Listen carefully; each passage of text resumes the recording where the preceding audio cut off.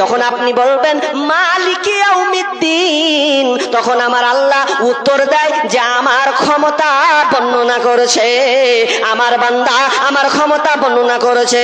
যখন আপনি বলেন ইয়্যাকা না'বুদু ওয়া ইয়্যাকা নাস্তাঈন, হে আল্লাহ একমাত্র তোমারই ইবাদত করি এবং তোমারই কাছে সাহায্য প্রার্থনা চাই, যখন আপনি এই কথাটা বলেন তখন আমার আল্লাহ গর্বের সঙ্গে বলে আমার বান্দা আমার কাছে চেয়েছে, পৃথিবীর আর কারো কাছে দ্বারস্থ হয় নাই, কারো কাছে চাই নাই, আমার কাছে চেয়ে বসেছে। তখন আমার আল্লাহ বলে বান্দা রে কি চাইবি আমি আল্লাহ শিখিয়ে দিচ্ছি, নে আমার গিফটটা গ্রহণ কর। যখন তুই চাইবি এই কথাটা বলবি, দুনিয়ার খেলা ঘরে এসেছো হাই, মরণ তো একদিন ধরবে তোমায়, তাহলে তোমার আর দেরি কেন ভাই, তাহলে তোমার আর দেরি কেন ভাই, ভয় নাই ওরে কোনো ভয় নাই, আল্লাহ যদি থাকেন সহায়, ভয় নাই ওরে কোনো ভয় নাই।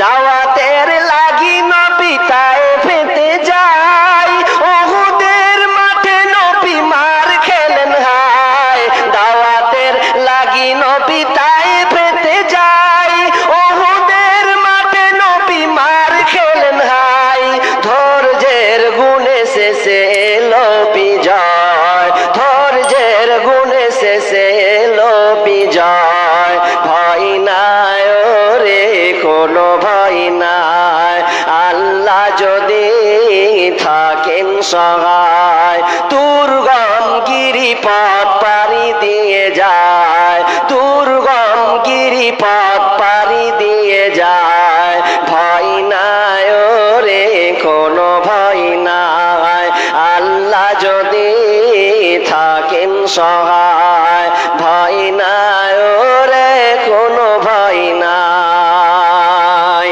দুনিয়ার জেল জুলুম ক্ষণেকের হয়, আখিরাতের জেলের কিন্তু কোনো সীমা নাই, দুনিয়ার জেল জুলুম ক্ষণেকের হয়, আখিরাতের জেলের কিন্তু কোনো সীমা নাই, সেইখানে আমরা যেন মুক্তি সবাই পাই, সেইখানে আমরা যেন মুক্তি সবাই পাই, ভয় নাই ওরে কোনো ভয় নাই, আল্লাহ যদি থাকেন সহায়, ভয় নাই ওরে কোনো ভয় নাই, দুর্গম গিরিপথ পাড়ি দিয়ে যায়, দুর্গম গিরিপথ পাড়ি দিয়ে যায়, ভয় নাই ওরে কোনো ভয় নাই, আল্লাহ যদি থাকেন সহায়, ভয় নাই ওরে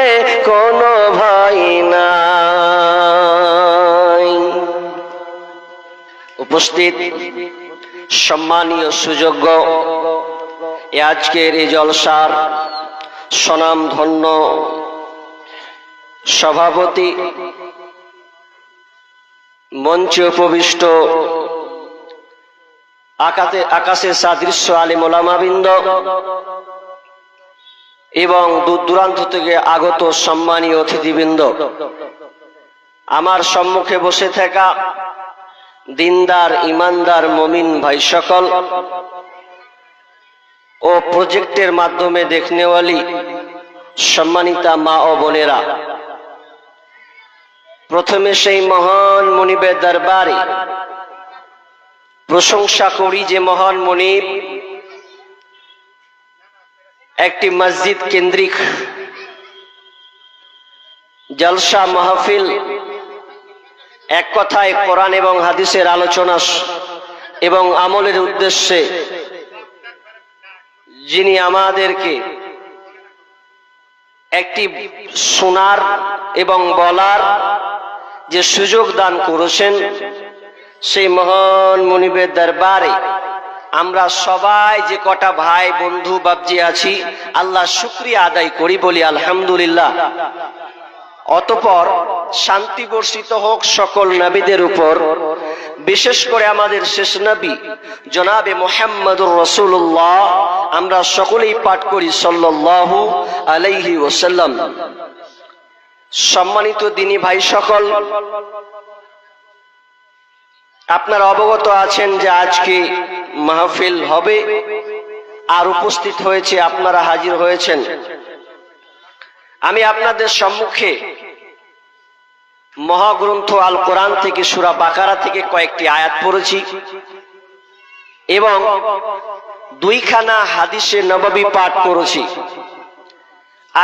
আয়াত এবং হাদিসকে সামনে রেখে আজকে আমার আলোচ্য বিষয় সবর, সদ বা র, সবর অর্থাৎ ধৈর্য ধারণ করা, অটল অবিচল থাকা, যাকে আমরা ইংরেজিতে বলি কন্ট্রোল করা। যদি সহজ বাংলা মানে সাধারণভাবে বলতে চান তাহলে সবর অর্থ হবে সহজ করে দেওয়া। সবর এত গুরুত্বপূর্ণ একটা ইবাদত, এমন একটা আমল, এমন একটি কাজ যে প্রত্যেকটা আমলে আপনাকে সবর যুক্ত করতে হবে। যদি আপনি সবর যুক্ত না করেন ও কাজ সাকসেস নয়। প্রত্যেকটা কাজে, সে দুনিয়াবী ক্ষেত্রে হোক অথবা আখিরাতমুখী হওয়ার জন্যই হোক, দুটোর ক্ষেত্রে আপনাকে সবর প্রয়োগ করতে হবে। সে ভালো হোক আর মন্দ হোক, এখানে সবর থাকতে হবে। আমি গুরুত্বপূর্ণ একটা বিষয় ধরেছি, ভাইটাল বিষয়। আপনি যদি এই বিষয়টা শুনে আমল করতে পারেন তাহলে আপনাকে আর বেশি লম্বা করে আলোচনা শোনা লাগবে না। সবরবিহীন কাজ এটা শয়তানি কাজ। শেখ সাদি আলাইহির রহমা বলছেন যে যখন মানুষ কাজ করে আর ওই কাজটা যদি এটা যখন ঘোড়া ছাড়ে তো ঘোড়া তখন দ্রুত গতিতে চলে, দৌড়তে দৌড়তে দৌড়তে দৌড়তেও হাঁপিয়ে যায়, হাঁপায় না? শেষ পর্যায়ে হাঁপিয়ে যায়, কারণ সে দ্রুত ধৈর্যহীনতা লাগাম তার চলে। কিন্তু একটা উট, যখন উট চলে তখন স্থির ভাবে ধীরে ধীরে ধীরে ধীরে সে গন্তব্যে সে পৌঁছে যায়। তাহলে সবর কত গুরুত্বপূর্ণ একটা ইবাদত, কত বড় জিনিস। আপনারা শুধু ধৈর্য ধারণ করেন, আমি বুঝলাম না যে আপনাদের এলাকা তো মাশাআল্লাহ টোটো দিয়ে ঢুকলাম, অনেক গ্রাম, ছোট তো নয় না। আপনাদের পাশে কোনো আবার অন্য ধর্মের লোক আছে নাকি? চারদিকে দেখলাম লোক, কিন্তু সমাগম যে এত অল্প এটা বুঝলাম।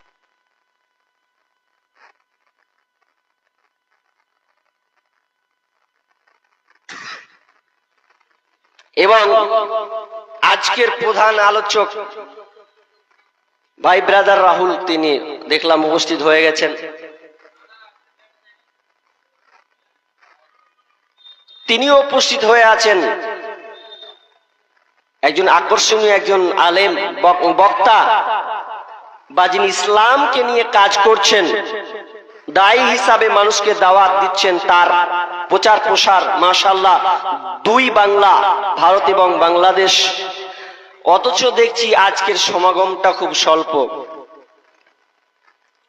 যারা রাস্তাঘাটে আছে আল্লাহ তাদেরকে আসার তৌফিক দান করুন, বলুন আমিন। তো বলছিলাম আজকের আলোচ্য বিষয় সবর। সবর কত গুরুত্বপূর্ণ, যেই হবে কি হবে না।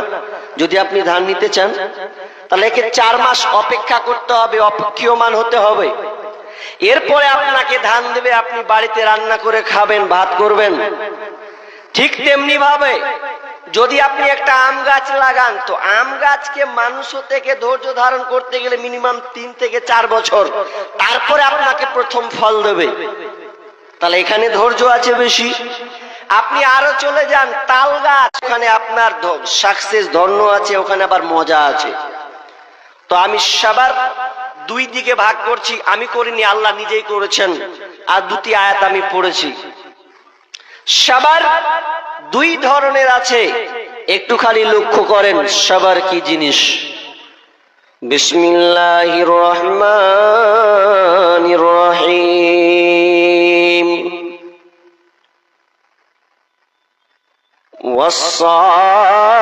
ওয়াস-সাবিরিনা ফিল বাসাই ওয়াদ-দারর। এটা একটা সবর। আর একটা আল্লাহ সবরের কথা ধরেছেন। বিসমিল্লাহির রহমানির রহিম। উলাইকাল্লাযীনা ইশতারাউয-যালালাতা বিল-হুদা ওয়াল-আযাবা বিল-মাগফিরাতি ফামা আসবারাহুম আলান-নার। দুইটি সবার আল্লাহ রেখেছেন। দুই রকম সবার। সবার কি কি কি আছে? প্রথমে আমার আল্লাহ বললেন যে, প্রথমে আমি যে আয়াতটা পড়েছি, আল্লাহ বলছেন যারা যারা সবর করে দুঃখে কষ্টে জিহাদের মাধ্যমে, যারা সবর করে ধৈর্য ধারণ করে, ওতে পূর্ণতা আছে। আউলাইকাল্লাযীনা সাদাকু, যারা ধৈর্য এবং আপনার কিনা কষ্টে, আপনার কিনা জিহাদে যুদ্ধে গিয়ে যারা সদাকন, এবং তারা হচ্ছে মুত্তাকি। তার মানে আমি বলছি আল্লাহ সুবহানাহু ওয়া তাআলা বলতে চাইলেন যারা সবর করে, তো কেমন সবর? দুঃখে কষ্টের মাধ্যমে যারা পতিত হয়ে থাকে, আর এর মাধ্যমে যারা সবর করে, সবরটা কেমন? নামাজ পড়তে গিয়ে ওকে সবর করতে হয়, আল্লাহকে 5 বার ওকে ডাকতে হবে, আপনার এশায় থাকতে হবে, ফজরে উঠতে হবে। আর আপনার কিনা এই গরমের তাপমাত্রা আপনার 42, 43, 45 ডিগ্রি তাপমাত্রার মধ্যে রমজান মাসে রোজা রাখতে হবে, কিংবা নফল সিয়াম রাখতে হবে, সে রাখলো, কিন্তু এখানে ধৈর্য ধারণ করলো, কষ্ট অনুভব করলো। আল্লাহ বলছেন যারা ধৈর্য ধারণ করেছে ওই লোকটারা হচ্ছে সত্যবাদী, আর ওরাই হচ্ছে মুত্তাকি।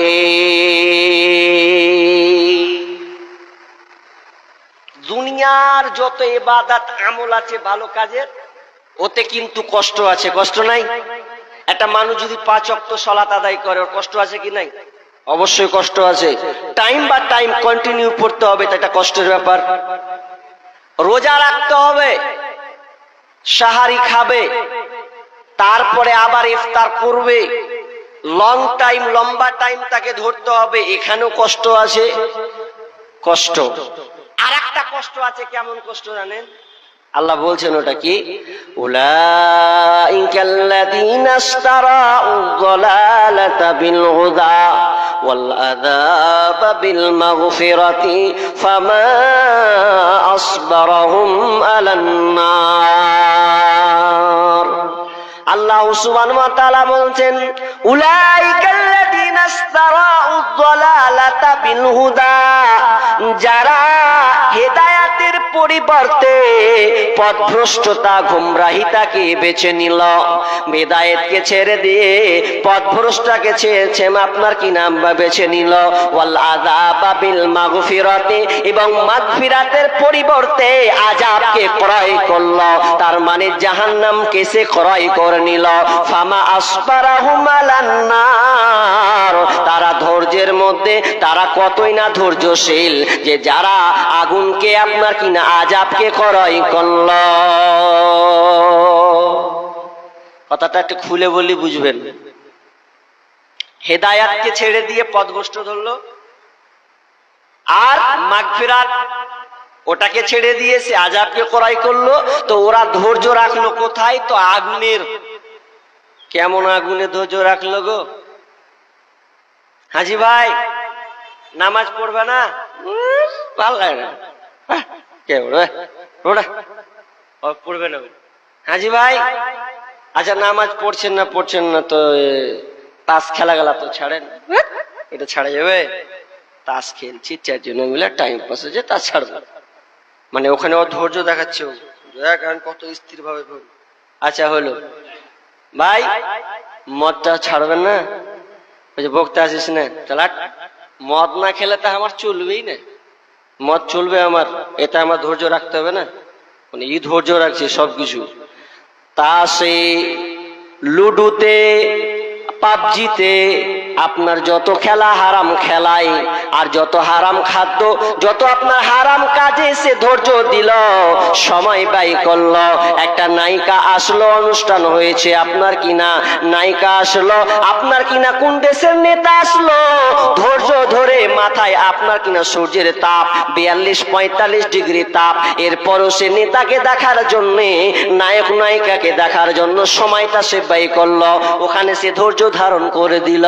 আমার আল্লাহ বলছেন ফামা আসবারাহুম আলান নার, সে একটা কিনছে আপনার ক্রয় করেছে, ক্রয় করে নিয়েছে, জাহান্নামে ধৈর্যের জায়গা বানিয়েছে। তো কারা কারা, যারা দুনিয়াতে হারাম কাজে লিপ্ত হয়ে ধৈর্যের সবর দেখিয়েছে, যারা ইমানদার দুনিয়াতে কষ্ট হবে। কিন্তু একজন উর্দু দার্শনিক কবি বলছেন যারা ইমানদার দুনিয়াতে কষ্ট হবে, তো নামাজ পড়তে কষ্ট, রোজা রাখতে কষ্ট, দান করতে গিয়ে কত মানে কষ্ট করে গরিব মানুষ ইনকাম করে দিতে হয়।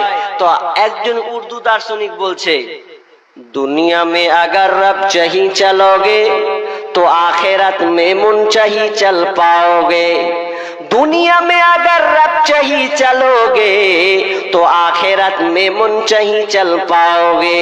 तार माने उर्दू दार्शनिक बोलছেন, একজন কবি বলছেন যারা দুনিয়াতে রবের অধীনে চলে, রবকে মেনে চলে, এক কথায় কোরআন হাদিসকে মানতে গিয়ে যারা কষ্ট ভোগ করে, যারা ধৈর্য ধারণ করে, কষ্টের সঙ্গে জীবনটাকে চালিয়ে নেয়, আমি ওই কবি দার্শনিক বলছেন সে যখন মারা যাবে আখেরাতে সে মন মতন চলবে, কারণ দুনিয়াতে সে রবের মন মতন চলেছিল, আল্লাহর কথাই সে জীবন যাপন করেছে। সেদিন আখেরাত যখন হবে, মরার পরে জীবনটা আসবে, সেদিন ওই বান্দা নিজের মন মতন চলবে। আল্লাহ বলবেন তোর যা মন চাই তাই তুই কর, আমি আল্লাহ তোকে কোনো বিষয়ে বাধা দেব না। এরপরে তিনি ক্ষান্ত নাই, এরপরে বলছে দুনিয়া মে আগার মন চাহি চলোগে, दुनिया में अगर मन चाही चलोगे तो आखिरत में रब चाही चलना पड़ेगा, दुनिया में अगर मन चाही चलोगे तो आखिरत में मन चाही चलना पड़ेगा। যদি কোনো কেউ আল্লাহর মন মতন না চলে, নিজের মন মতন যদি জীবনটাকে চালায়, 24 ঘন্টা রুলস রুলাসকে যদি নিয়ম আপনার রুটিন করে নেয়, নিজের মন মতন করে নেয়, কোরআন হাদিস বাদ দিয়ে, শরীয়তকে বাদ দিয়ে যদি নিজের মন মতন চলে, সেদিন আল্লাহ হুকুম করবে আর আপনাকে মানতে হবে। সেদিন আপনি আর নিজের মন মতন করে চলতে পারবেন না। সেদিন রব যা আপনাকে বলবে, রব বলবে যা যা ফামা আসবারাহুম আলান নার, ধৈর্যের জায়গা যে জাহান্নামটা রেখেছিস ওইখানে গিয়ে তুই জ্বলতে থাক। সবর, ওখানেও সবর রাখতে হবে। তাহলে দুইটা সাবার বললাম, তাহলে সাবার কত গুরুত্বপূর্ণ জিনিস। এবার চলেন আমি আয়াতের দিকে ঝুঁকে যাব, সময় টাইম কম, কালেকশনের ব্যাপার আছে, আমি ধরে ধরে জড়ি। প্রথমে আয়াত পড়েছি ইয়া আইয়ুহাল্লাযীনা আমানু ইস্তাঈনু বিস-সাবরি ওয়াস-সালাহ ইন্নাল্লাহা মা'আস-সাবিরিন।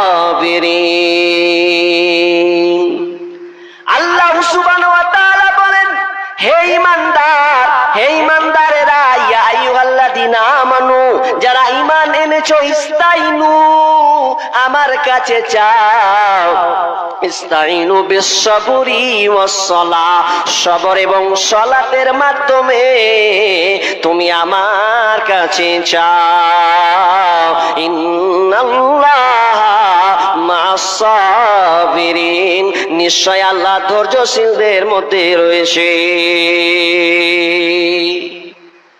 নামাজ পড়বেন ধৈর্যের সঙ্গে। এখানে কয়েকটি কথা বলবো, গুরুত্বপূর্ণ কথা, আপনাকে মনোযোগ দিয়ে শোনা লাগবে যারা নামাজি, ভালো করে।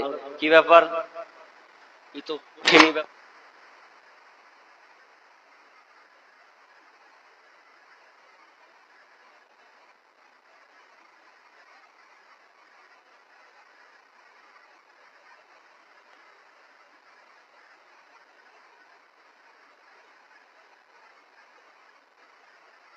ভাই দিয়ে দে।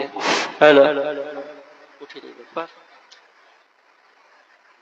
তো সবার যদি আপনি রাখতে পারেন তাহলে আপনার জীবন সাকসেস আছে, কল্যাণ আছে। আমি হাদিস পড়েছি, বলবো ওটা পরে। সবার কত দামি জিনিস। একটা লোক মন খারাপ করে বসে আছে গো, মন খারাপ করে, ভালো করে শুনেন, মন খারাপ করে বসে আছে, মন টেনশন, এই কিছুই ভাল লাগে না। এরকম মানুষ নাই মানে যখন টেনশনে পড়ে যায় কি করে, মন টন খারাপ করে থাকে কিনা, মন টন খারাপ করে আছে। তো রাস্তা দিয়ে যাচ্ছে ইব্রাহিম বিন আদহাম, লোকটাকে দেখতে বলছে, ভাই কেন আপনি মন টেনশনে নিয়ে আছেন, আপনি কেন টেনশন নিয়ে বসে আছেন, মন খারাপ দেখছি আপনাকে। তবে আমি আপনাকে তিনটা প্রশ্ন করব, আপনাকে আমি তিনটা প্রশ্ন করব, যদি এই তিনটা প্রশ্নের উত্তর আপনি দিবেন কিনা বলেন। যারা টেনশন করছেন ভালো করে শুনেন, ইব্রাহিম বিন আদহাম ওই ব্যক্তিটাকে বলছে আমি আপনাকে তিনটা প্রশ্ন করব, এই তিনটা প্রশ্নের উত্তর কিন্তু আপনাকে দিতে হবে। লোকটা বলছে ঠিক আছে আমি দেব। বলেন প্রথম প্রশ্ন বলেন। ইব্রাহিম বিন আদহাম ওই লোকটাকে প্রশ্ন করছেন, বলেন তো পৃথিবীতে যা কিছু হচ্ছে সমস্ত কিছু আল্লাহর ইচ্ছা নাই আর হচ্ছে? পৃথিবীতে যা ঘটছে আল্লাহর ইচ্ছা নাই কিন্তু এগুলো হচ্ছে। তখন বলছে না, এটা হতে পারে না, আল্লাহর ইচ্ছা নাই এটা হচ্ছে, এটা কোনোদিন হতে পারে না। নাম্বার প্রশ্নে উত্তর দিয়ে দিল। নাম্বার 2, এবার তৃতীয় নম্বর প্রশ্ন, ভাই বলো তো আল্লাহ যে তোমার রুজি বরাদ্দ করে রেখেছে, এই রুজিটা কি কেউ কি কেটে নিতে পারবে? তো বলছে কেউ কাটতে পারবে না, কেউ কমতি করতে পারবে না। নাম্বার 3, এবার বলেন তো ভাই 3 নাম্বার হচ্ছে আপনার যে আয়ু আল্লাহ দিয়েছেন, এই আয়ুটা কি কমে যাবে নাকি, কেউ কি কমিয়ে দিতে পারবে নাকি? তো বলছে না না, কেউ কমাতে পারবে না। তাহলে ভাই তুমি 3টি প্রশ্নের বুঝে উত্তর দিয়েছ। 1 নাম্বার বললে আল্লাহর ইচ্ছা না এটা হচ্ছে, এটা হতে পারে না, আমাকে আল্লাহ রুজি আপনার কিনা 50,000 আপনার কিনা বছর আগে, আমার জন্মের আগে আপনার কিনা, তারপরে মায়ের পেটে থাকার সময় আবার 3 আপার রুজি লিখানো হয়েছে। তাহলে ওখানে আমার রুজি বরাদ্দ হলো, কতটা হয়েছে, যতটুকু রয়েছে ততটুকুই আমি খেতে পাবো। এই জন্য একজন ফার্সি কবি বলছেন, দো চিজ আদমি রাকা সাত জোরে জোর, একে আবো দানা দেগা খাকে গর। দো চিজ আদমি রাকা সাত জোরে জোর, একে আবো দানা দেগা খাকে গর। পৃথিবীতে এমন 2টা জিনিস আছে রে, এ পৃথিবীর মানুষ তোমরা যদি ভুলে যাও, এই 2টা জিনিস কিন্তু ভুলবে না। তার একটা নাম, একটা হচ্ছে মত, মত মত মত মৃত্যু। যদি পৃথিবীর মানুষ ভুলে যায়, মত কিন্তু ভুলবে না, যখন সময় হবে তখন তাকে পাকড়াও করবে। নাম্বার 2, আল্লাহ তাআলা যে রুজি বরাদ্দ করেছেন, লিখে রেখেছেন, লিপিবদ্ধ করে রেখেছেন, কতটুকু সে খাবে, কতটুকু খাবে ওটাও লেখা আছে। এটা রুজি কোনোদিন কমবে না। এই জন্য দেখবেন বয়স্ক লোক যারা আছে, অনেক সময় দেখবেন বৃদ্ধকালে বাপকে দেখা যায়, চাচাকে দেখা যায়, চাচিকে দেখা যায় বেশি বেশি করে ভাত টানছে, নাই বয়স্কের সময়তে বাদ দিয়ে পেট ভরে না, কইছে আর একটু দাও। কোন শাশুড়ি রে, কোন সালে জল্লাই পণ্য ভাত দিচ্ছি পরে আমার টাকা বেঁচে খেয়েছে, কঠিন ব্যাপার, ইনকাম নেই আর বেশি করে টানছে। তার মানে ও টানছে মানে ওর রুজি আছে, ও রুজি আছে, এখনো রুজি বাকি আছে। এটা নিয়ে আপনার ট্রোল সৃষ্টি করবেন না। ওর যতটুকু রুজি আছে ও টানবে, খাবার চেষ্টা করবে। অনেক লোককে দেখলাম 1 মাস ধরে বিছানায় পড়ে আছে, পানি যারা, পানি ছাড়া আর কিছুই তার জুটে না, খাবার খেতে পারে না, কারণ তার রুজি শেষ হয়ে গেছে, কিন্তু হায়াত তার বাকি আছে। রুজি নাই, হায়াত আল্লাহ বাড়িয়ে দিয়েছেন। তাহলে আল্লাহ ইব্রাহিম বিন আদম বলছেন যে তোমার আয়ু আল্লাহ লিখে রেখেছেন, এটা কেউ কমাতে পারবে না। আর তুমি কি খাবে এটাও কেউ কমাতে পারবে না, কাটতে পারবে না। তাহলে আপনার টেনশন আবার কিসের টেনশন করছো তুমি? যে তাহলে টেনশন করা যাবে না, ধৈর্য ধারণ করুন, আল্লাহকে ডাকুন। মানে সবার কত দামি জিনিস। শুধু তাই নয়, একটা ঘটনা পড়ছিলাম, আব্দুল হামিদ মাদানি তিনি তুলেছেন, এত সুন্দর করে তুলেছেন আপনার ব্রেন ওয়াশ হয়ে যাবে। সবর কত দামি জিনিস। পারস্যের সম্রাট একজন বিদ্বানকে ধরেছে, ধরার পর জেলে ভরে দিয়েছে, কোনো কারণে তাকে জেলে বন্দি করা হলো। এবার বাদশাহ সম্রাট বলছে, এই আপনার বিদ্বানকে, এই পণ্ডিতকে একমাত্র 2টা রুটি ছাড়া আর প্রতিদিন মাত্র 2টা রুটি দিবে, আর তার সঙ্গে কোনো আপনার তরকারি দিবে না, মাংস দেবে না। কি দিবে? তো লবণ দিবে। 2টা রুটি দিবে আর লবণ দিবে। এই থেটা খেয়েও থাকবে, আর কেউ ওকে খাবার দেবে না, কিন্তু প্রতিদিন তাকে এই খাবার এইরকম দিতেই থাকে। আর আপনার কিনা ওই বিদ্বান প্রতিদিন খাবার 2টো খায়, লবণের সঙ্গে খায়। তা খোঁজ না গেল লোকটা কেমন আছে, ও শরীরটা কেমন আছে। খবর গেল বাদশার কাছে, বাদশা জাহাপনা, যাকে আপনি প্রতিদিন 2টা করে রুটি দেন, তার শরীর তো এখনো সুন্দর আছে। সে তো আপনার পাতলা হ্যাংলা হয় না, তার শরীরটা খুব সুন্দর আছে। বাদশা বলছে, কি ব্যাপার? প্রতিদিন 2টা রুটি আর লবণ, এরপরে তার শরীর তাজা সুন্দর হয়ে আছে, মানে এটা কি? এবার বাদশা চলে গেলেন। যাওয়ার পর বলছেন, কি ব্যাপার, তুমি আবার শরীরকে সুন্দর কিভাবে করলে? তোমার কাছে তো বিকল্প কোনো খাবার নাই। তখন তিনি বলল, আমার কাছে 6টা ঔষধ আছে, আর এই 6টা যদি কাজ কেউ আপনার কিনা সেবন করে, যদি কেউ কেউ যদি মেনে চলে রে, তাহলে তার কোনো অসুবিধা হবে না। 6টা ঔষধ বলবো, শুনবেন আপনারা? 6টা ঔষধ কাজে লাগান। আপনারা বলছেন যে প্যারাসিটামল লিখে দিবে নাকি, ওগুলা লয়। 6টা ভালো কি বলছেন, দেখেন কি লিখে দিচ্ছে, কি বলছেন। বাদশা শোনাব, 6টা ঔষধ, 6টি কাজ আমি করি, যেই কেউ এই কাজটা করলে তার শরীর ভালো থাকবে। এক নাম্বার হচ্ছে পূর্ণ আল্লাহর উপরে পূর্ণ আস্থা রাখতে হবে। আল্লাহর উপরে পূর্ণ আস্থা রাখতে হবে, আল্লাহর উপরে পূর্ণ ভরসা রাখতে হবে। আমার উপরে আল্লাহর ভরসা আছে। ভরসা কেমন? যখন ওই ভরসা কেমন আপনার দেখে নিয়েছি আমি। যখন প্রথম দিকে শুরু করলে যে একদম করোনা, ওকে মাগে ছুবো না, পালাই, কাউকে টাকটু করে লাই।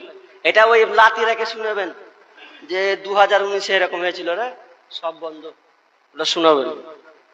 আর এরপরে দিল, তারপরে তারপরে এনআরসি দিয়ে দিল ধাক্কা, জান খাতরা, যে নাম ঠিক কর না তো জান চলে যাবে, একদম ডিসেল ক্যাম্পে ভরবে। মানে আল্লাহর উপরে আর ভরসাই নাই। জোহরের নামাজ নাই, আসরের নামাজ নাই, কিন্তু কম্পিউটারের দোকানে, জেরক্সের দোকানে লাইন তো লম্বা লম্বা লাইন, ওর উপরে আল্লাহর কোনো ভরসাই নাই। তো কে তোমার ভরসা? কইছে মমতা খালা। তোমার মমতা খালা ভরসা দিবে? দেখো তোমার কি হালাত হয়, সামনে দেখো। আল্লাহর উপরে পূর্ণ আস্থা আমাদের নাই। একটা লোক হিন্দু আর মুসলিম, মানে তর্ক বিতর্ক হিন্দু আর মুসলিম। হিন্দু লোকটা বুঝলেন, ওই মুসলিম ছেলেটাকে বলছে, এই শুন, তোর আল্লাহ সত্য না আর ভগবান সত্য আজকে প্রমাণ করতে হবে। আল্লাহ সত্য না ভগবান সত্য প্রমাণ করব? হ্যাঁ, প্রমাণ করব। আমি তো বলছি আল্লাহ সত্য। বলছে, না, আমি বলছি ভগবান সত্য।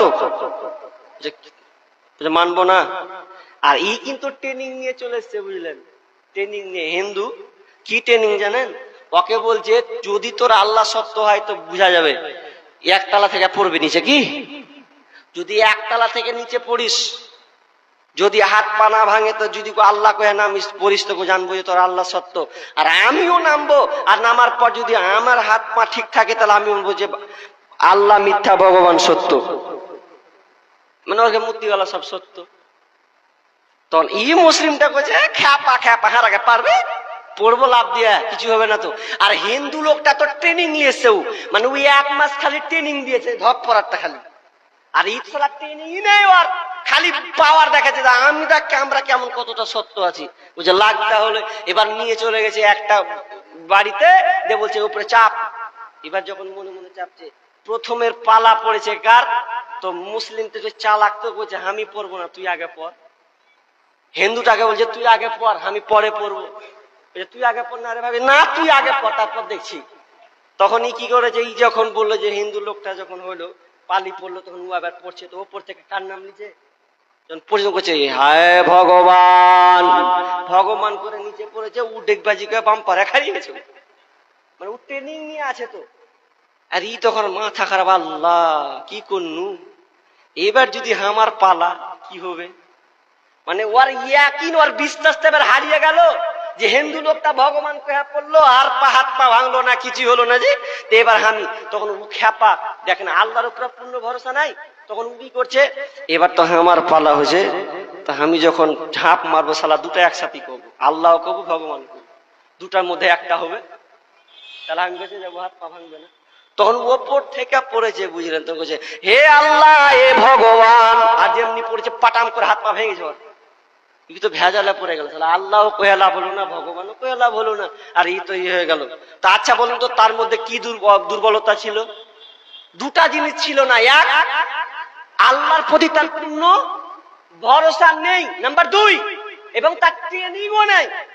আর ই আপনার ট্রেনিং নিয়ে চলে এসেছে, তো ওই রকম হয়ে গেছে, আমাদের আল্লাহর উপরে ভরসা সম্পূর্ণ নাই। কিন্তু ওই লোকটি বলছে 10টা পর্যন্ত, আমাকে 10:30 বলছিল যে, তো বলছে 1 নাম্বার পূর্ণ আল্লাহর প্রতি পূর্ণ ভরসা রাখতে হবে, নাম্বার 2 6টা গুনে নেন, 1 নাম্বার পূর্ণ আল্লাহর প্রতি ভরসা রাখতে হবে, আস্থা রাখতে হবে, নাম্বার 2 নম্বর হচ্ছে আপনার তাকদিরে যা আছে, আপনার নসিবে যা আছে সেটাই ঘটবে, নাম্বার 3 নাম্বার হচ্ছে পরীক্ষার্থীর জন্য তাকে আপনার ধৈর্যের মাধ্যমে সবার করতে হবে। পরীক্ষার্থী যে পরীক্ষা দেয়, যে বিপদে মুসিবতে পড়ে, তাকে একটা আপনার কিনা সম্পদ নিয়ে তা একটা আপনার কিনা একটা জিনিসের উপরে দাঁড়াতে হবে, যেটা সবর নিয়ে তাকে থাকতে হবে, সবরটা হচ্ছে তার জন্য উত্তম জিনিস। নাম্বার 4 নম্বর বলছেন তাকে সহনশীলতা হতে হবে, একদম ফেরে পুরে হলে হবে না, সহনশীলতা দেখাতে হবে।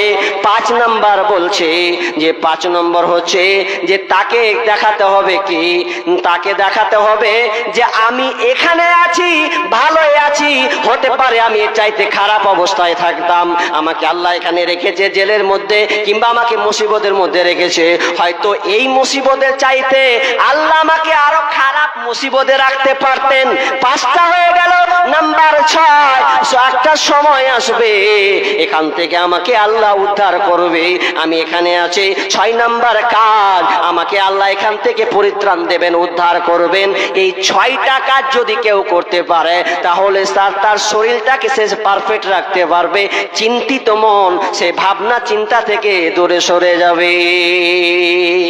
যেমনই এই 6টা কথা বলা, পারস্য সম্রাট বাদশা কইছে এ বিদ্বানকে ছেড়ে দে, ওকে ছেড়েই দিলে। তাহলে সবার কত গুরুত্বপূর্ণ জিনিস, সবর আপনাকে ধরতে হবে।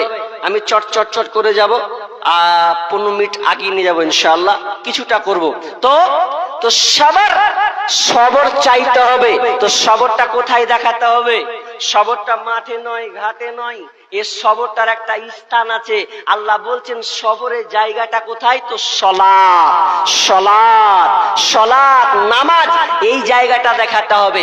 ইস্তাইনু বিসসবরি ওয়াসসালাহ ইন্নাল্লাহা মা'আস সাবিরিন।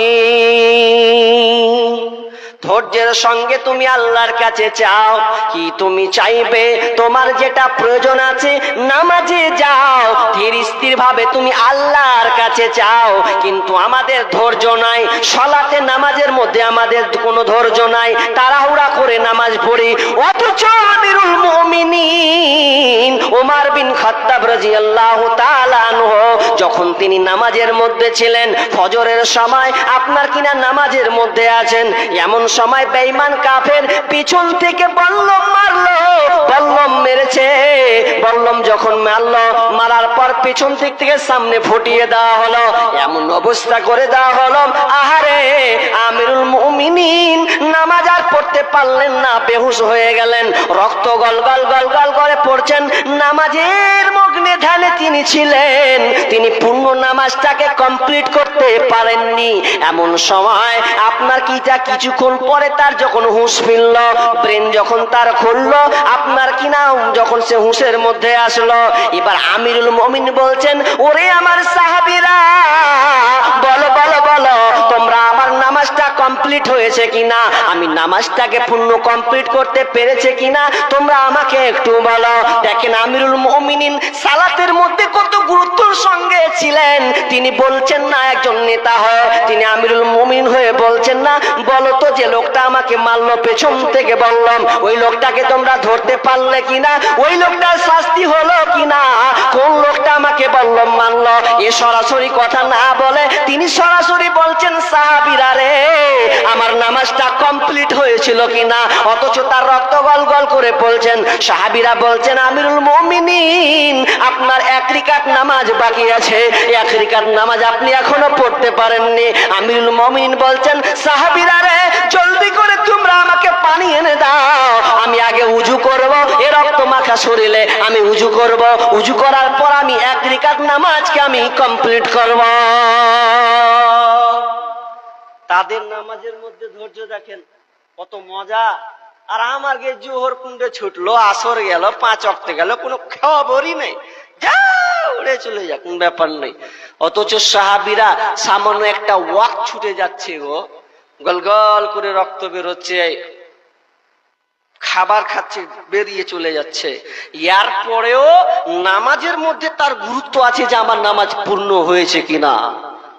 তার আমরা নামাজে নামাজের এত 13টা বাজিয়ে রেখেছি, খালি রমজান মাস গেল, কি হইলো, কি আগে বলতো 4G, এখন 4G এখন নাম দিয়েছে 5G, মানে 5G নামাজ পড়ছে। আর যদি ইমাম যদি 30-35 জায়গায় খালি 40 হয়, কবে যে ওই ইমামকে বের কর, ওই ইমাম চলবে না বলে আমাকে 35 যে আছে ওকে ডাক।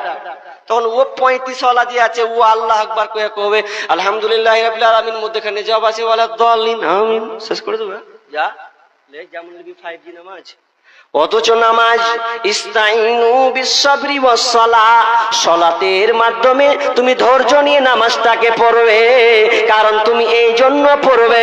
আবু হুরায়রা বলছেন, হাদিসটি তিনি বর্ণনা করেছেন, যখন কোনো বান্দা নামাজে যখন দাঁড়িয়ে যায় আল্লাহু আকবার বলে তাকবীরে তাহরিমা বেঁধে নাই, দুআয়ে সানা বলার পর যখন বান্দা সূরা ফাতিহাকে ধরে নেয়, আলহামদুলিল্লাহি রাব্বিল আলামিন, যখন এই কথাটা বলেন, যখন আপনি আল্লাহর প্রশংসা করেন, আল্লাহর সঙ্গে সঙ্গে ওই মুসল্লি ওই বান্দার কথার জবাব দেয়, আমার বান্দা আমার প্রশংসা করেছে।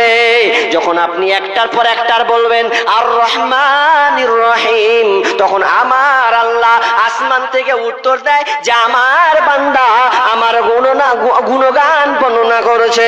যখন আপনি বলবেন মালিকি ইয়াউমিদ্দিন, তখন আমার আল্লাহ উত্তর দেয় যে আমার ক্ষমতা বর্ণনা করেছে, আমার বান্দা আমার ক্ষমতা বর্ণনা করেছে।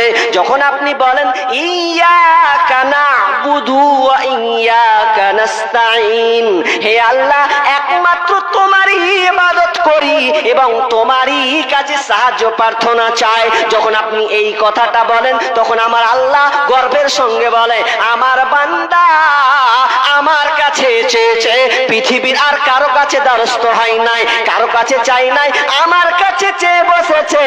তখন আমার আল্লাহ বলে, বান্দা রে কি চাইবি আমি আল্লাহ শিখিয়ে দিচ্ছি, নে আমার গিফটটা গ্রহণ কর। যখন তুই চাইবি এই কথাটা বলবি, ইহদিনাস সিরাতাল মুস্তাকিম, হে আল্লাহ তুমি আমাকে সোজা রাস্তা দাও। নামাজ পড়ছেন এভাবে পড়েন তো,